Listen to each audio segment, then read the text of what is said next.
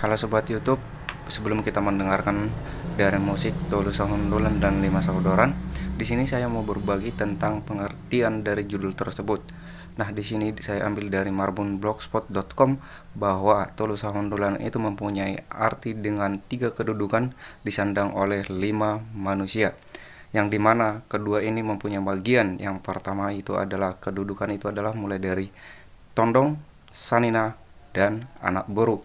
Dan yang 5 manusia itu adalah mulai dari Tondong, Sanina, Suhut, anak boru Jabu, dan anak boru Mantori.